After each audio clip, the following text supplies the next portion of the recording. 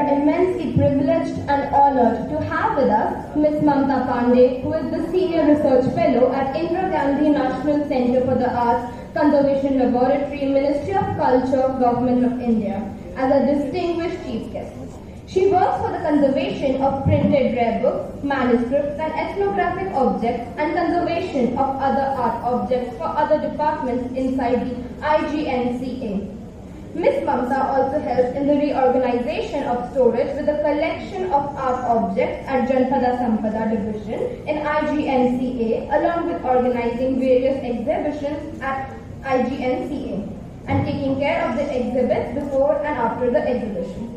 We now invite you, ma'am, to share your thoughts and enlighten the young minds of our school.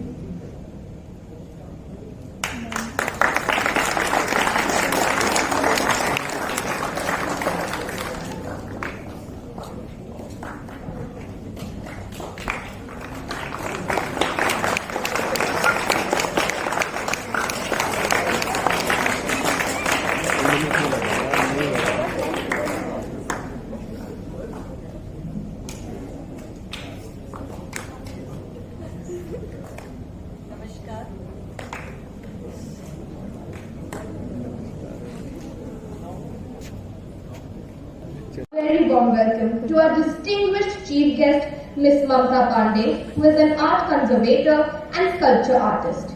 Ma'am, we are honored to have you with us.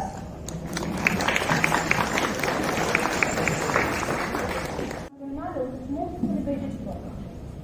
Our next artwork, The Trinity, is an icon created by Russian painter Andrei Rublev in the 15th century. It is आप सभी को नमस्कार। बहुत सारी English हो गई तो मैं हिंदी में आ रही हूँ। आशा करती हूँ आप सब कंफर्टेबल होंगे हिंदी में। सबके सब ना ठीक है। तो वर्ल्ड हेरिटेज डे की बात हो रही है आज और बहुत पढ़ाई कर ली मैंने आज कि वर्ल्ड हेरिटेज क्या है, क्यों है, किसने इसको इनिशिएट किया और हम इसमें करते क्या है। तो ये सब आप सबने भी सुन लिया कि यूनेस्को ने किया, फिर आगे बढ़ा और 14 अप्रैल और 18 अप्रैल हर साल हम जो है पूरा दुनिया इस डे को सेलिब्रेट करती है। और क्यों सेलिब्रेट करती है? अपने हिस्टोरिकल मॉन्यूमेंट्स जो कि नेचुरल हैं, जो कि मैन मेड है या जो कि मिक्स है, उनको बचाने के लिए। और क्यों बचाते हैं हम इनको? Open question. For the future generation. आप पेरेंट हैं, बच्चे, स्टूडेंट्स,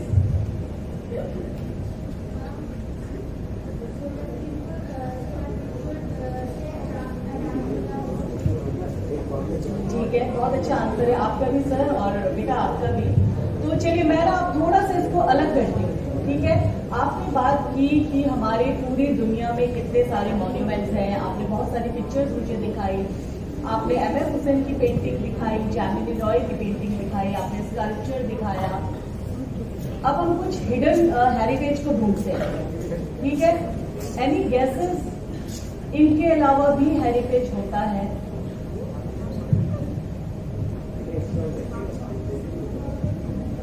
ऐसे में हम ठीक है, इसको मैं पास करके बात कर रही हूँ। सो हिडन हेरिटेज की बात करेंगे जो आपके आसपास है, 2400 घंटे आपके साथ है और उसकी केयर करना हमारे लिए ज्यादा जरूरी है। Any guesses? बताएं। ठीक है, तो सबसे पहले अपने घर पे चले जाइए, वापस आंखें बंद करिए, अपने घर पे जाइए, सोचिए क्या हेरिटेज हो सकता है। देखिए हेरिटेज दो तरीके के होते हैं, एक टेंजिबल, एक इनटेंजिबल। समझ रहे हैं डिफरेंस? एक जिसको आप छू सकते हैं, एक जिसको आप महसूस कर सकते हैं। आप बताइए आपके घर के अंदर के heritages quick. And whom will you consider heritage? Grandparents. Yes, your grandparents. उनकी पिक्चर्स, ठीक है, उनके जो हमारी दादियां थी, उनके बनाए हुए कढ़ाई, सिलाई, बुनाई, उनकी बनाई हुई टोकरियां। आप जानते हैं आप बहुत ब्लेस्ड हैं कि आप इंडिया में पैदा हुए हैं। एक ऐसे देश में आप पैदा हुए हैं जहां हर गली, हर कूचे में आपको आर्ट और कल्चर दिखता है। आपको उसके लिए आर्टिस्ट होने की कोई जरूरत नहीं है, आप बॉर्न आर्टिस्ट हो। आपके घर में अचार बनता है ना, आम के अचार की एक रेसिपी होती है, भरवा मिर्ची के अचार की एक रेसिपी होती है, ये भी हेरिटेज है। आप आज कितना भी कॉपी कर ले, ऑनलाइन उन अचारों को बेच ले, लेकिन जो बिना किसी ट्रेनिंग के, बिना किसी ज्यादा सोचे समझे हमारी दादी परदादी उन अचारों को बनाया करती थी, वो है हमारा हेरिटेज। और अगर आज हम उस अचार को बनाना भूल गए हैं तो हमसे बहुत बड़ी गलती हो गई है। हमने अपने हेरिटेज को क्या किया? बर्बाद कर दिया, इग्नोर कर दिया।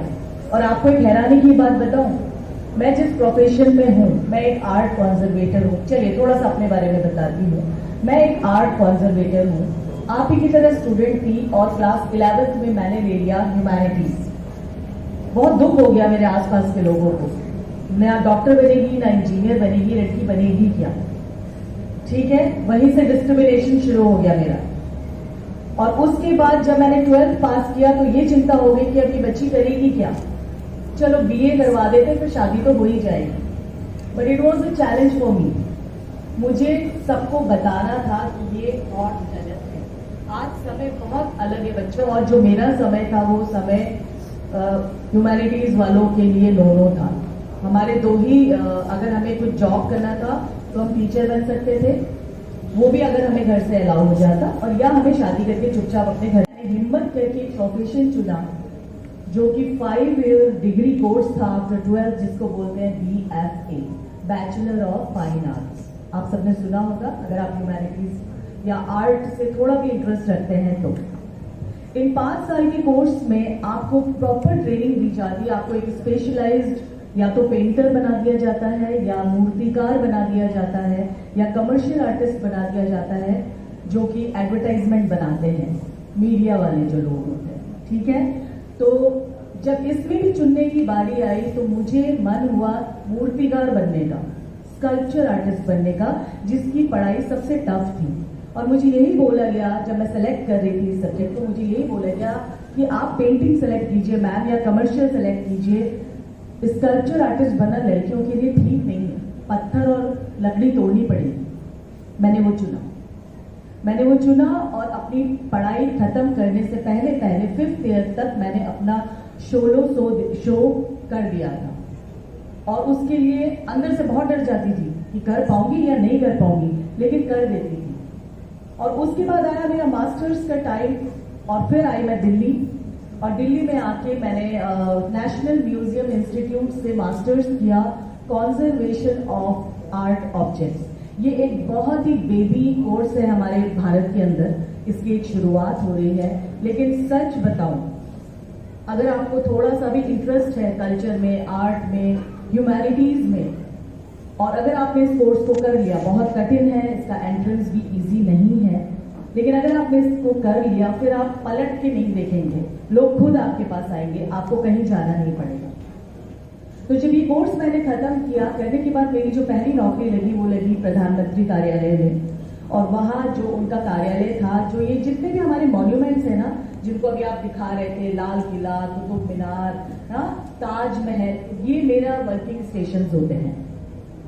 और मैं एक डॉक्टर हूँ। हम जो बनते हैं, we are doctors of heritage, and I am really proud of it. क्योंकि हम डायरेक्टली वहां जाते हैं, स्कैफ फोल्डिंग्स लगाते हैं। आप जानते हैं स्कैफ फोल्डिंग्स क्या होता है? जैसे कोई बिल्डिंग रिपेयर होती है तो हम लोग बैम्बूज वगैरह करके ऊपर तक पहुंचते हैं लेबर्स, वैसे ही हम आर्ट कंजर्वेटर्स स्कैफ फोल्डिंग्स लगाते हैं। सपोज फॉर एग्जाम्पल, जब मैंने राष्ट्रपति भवन के अंदर काम किया तो वो जो पेंटिंग्स थी, सपोज ऐसा ही रूम है अशोका हॉल है जहाँ अवार्ड सेरेमनी होती है, और उसके ऊपर अगर आप देखेंगे तो सालों साल पहले आर्टिस्टों ने आके वॉल पे, डॉम पे पेंटिंग बनाई है डायरेक्टली। ठीक है, अब क्या होता है, जैसे ह्यूमन बीइंग बीमार होते हैं, उनमें प्रॉब्लम्स आती हैं, वैसे ही आर्ट ऑब्जेक्ट्स में भी प्रॉब्लम आती है। उन्हें भी दवाइयों की जरूरत पड़ती है, उन्हें भी ट्रीटमेंट और देखभाल की जरूरत पड़ती है। तो उसके लिए होते हैं हम लोग, हमारी टीम, और हम फिर पूरा प्रिपरेशन करते हैं, अपनी अपनी डांगरी पहनते हैं। डांगरी समझ रहे हैं, जैसे पायलट्स पहनते हैं, वो हमारी ड्रेस होती है, और अपने इक्विपमेंट्स, अपने टूल्स लेके हम पहुंच जाते हैं 22 फीट हाइट पे, और ये सब कपड़े पहन के नहीं, सिंपल अपनी डांगरी पहन के, और फिर हमारा काम शुरू होता है। ठीक है, हम काम करते हैं एमएफ हुसैन की पेंटिंग पे, एमएफ हुसैन के बनाए हुए कारपेट्स पे, हम काम करते हैं बहुत अच्छी अच्छी मूर्तियों पे, और इन सबको बिल्कुल वैसी बीमारियां होती है जैसे ह्यूमन बीइंग को होती है। और जैसे आप लोगों का चेकअप होता है हॉस्पिटल में जाके, वैसा ही इनका चेकअप होता है हमारे लैब में आके। हम इनका एक्सरे करते हैं, कैन यू बिलीव इट, हम इनका एक्सरे करते हैं, यूवी रेज इनमें डालते हैं, इनके प्रॉपर इंजेक्शन लगा के इनमें दवाइयां फिल करते हैं, और इनको ठीक करते हैं। और क्यों ठीक करते हैं, तब बात आती है आप सब लोगों के लिए। ठीक है, अगर हम इनको ठीक नहीं करेंगे तो आप कभी नहीं जान पाएंगे हमारा इतिहास क्या था। आप Akbar, Babur, Indus Valley civilisation सब पढ़ते हो ना क्लास में, उनको ओरिजिनली देखना चाहते हो? है इच्छा देखने की? तो आपने कुछ नहीं करना है। मैंने मैम से रिक्वेस्ट किया है कि मैम बच्चों को बड़ा ग्रुप नहीं जाना, कम से कम 10 और 12, बस इतने बच्चे एट अ टाइम। सिलेक्शन आपका प्रोसीजर होगा, आप कैसे सेलेक्ट करते हैं। और मैं तो कहूंगी कि जिस क्लास से हिस्ट्री की पढ़ाई शुरू होती है उस क्लास से ये टूर स्टार्ट हो जाने चाहिए और मैंडेटरी होने चाहिए।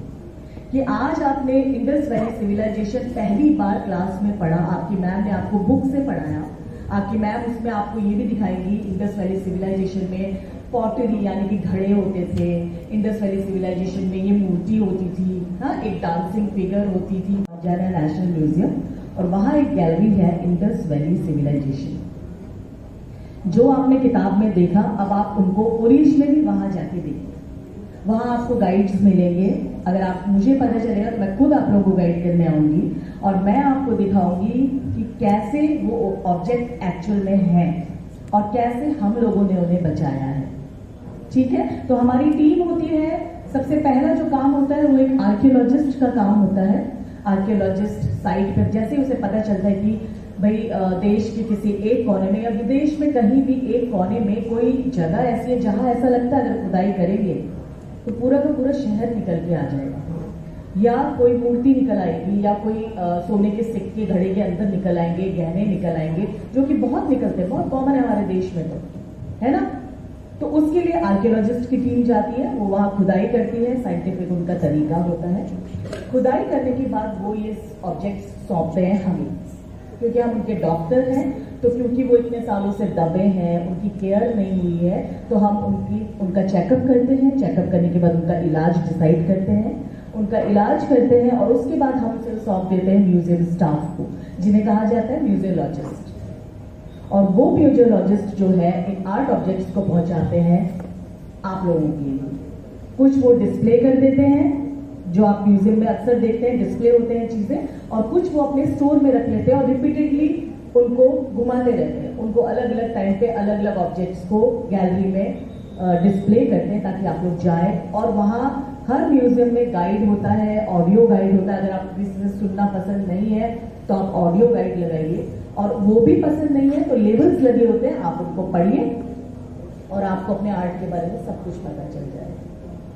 ठीक है, तो मैं बच्चों से यही रिक्वेस्ट करूंगी कि बड़े बड़े मॉन्यूमेंट, बड़ी बड़ी पेंटिंग, उसके लिए हम सब हैं, और हो सकता है जो आप में से भी आगे चलिए कोई ऐसा इस काम में हमारे साथ आ जाए, एंड मुझे बहुत खुशी होगी आप लोगों को गाइड करने में।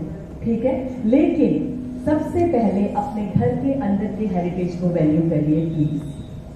कितने बच्चे हैं मुझे नहीं पता जो कढ़ाई सिलाई जो दादी नानी किया करती थी, इनफैक्ट आपकी मम्मी ने भी करी होगी, आपकी मम्मी कहीं ना कहीं मेरे जनरेशन की होंगी, तो हम लोगों ने सिलाई कढ़ाई करी है। तो मुझे नहीं पता कितने आप में से हैं कोई हाथ उठाएगा जिन्हें कढ़ाई सिलाई आती है? Very sad, only 3 people, right? क्या मन नहीं करता? नहीं करता? मोबाइल में ज्यादा मजा आता है, हाँ, या वो नेटफ्लिक्स और क्या क्या होता है उनमें ज्यादा मजा आता है ना। मेरे भी बच्चे हैं 2 तो मुझे पता है, बट आई ट्राई कि मैंने बेटी से ज़्यादा अपने बेटे को ये सारी चीज़ें सिखाई हैं। बहुत छोटी एज में क्लास 8 तक आते आते वो खाना बनाना सीख गया था और बिल्कुल ट्रेडिशनल स्टाइल में। वो कढ़ाई सिलाई करना सीख गया था, वो रूम क्लीनिंग करना सीख गया था और सब कुछ। बेटी थोड़ा सा स्लो सीख रही है लेकिन वो भी सीखेगी। ठीक है, तो आप लोगों को सबसे पहले अपने घर के अंदर के हेरिटेज को वैल्यू करना है, उनको आगे लेके आना है। इस चीज का ध्यान रखना है कि जो आपकी भाषा है वो खो नहीं जानी चाहिए, इंग्लिश और हिंदी के बीच में कंफ्यूजन में ना चली जाए, और जो आपका हेरिटेज है, होम हेरिटेज, वो कहीं खो ना जाए। तो ये सारी जिम्मेवारी हमारी तो है, हम निभा रहे हैं, आप सब लोगों की भी है, क्योंकि स्टूडेंट लाइफ में जो एनर्जी होती है, जो जज्बा होता है ना, वो हमारी एज तक आते आते थोड़ा सा कम होने लगता है। तो किसकी रिस्पॉन्सिबिलिटी है? आपकी है। तो आप वादा करते हैं मुझसे? मैं ये नहीं कह रही आज घर जाती सुईरा का लेके बैठ जाना, लेकिन कुछ ऐसा करना। मैं मैम से बात करूंगी बाद में कि मैम क्या बच्चों ने आपसे कुछ बातें करी, क्या उन्होंने आगे इस फील्ड में कुछ किया। और मैं ओपन इनविटेशन देती हूँ।